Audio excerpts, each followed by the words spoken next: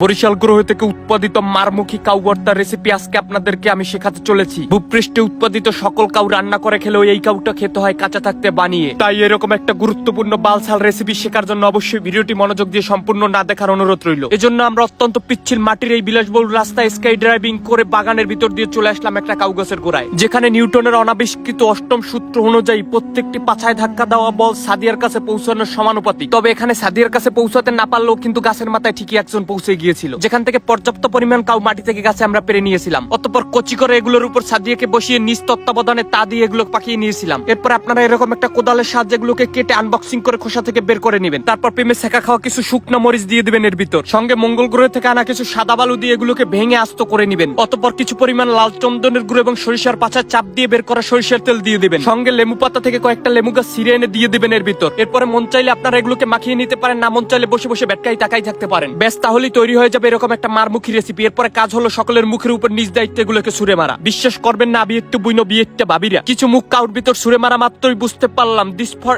এবার ফর মঙ্গল গ্রহ।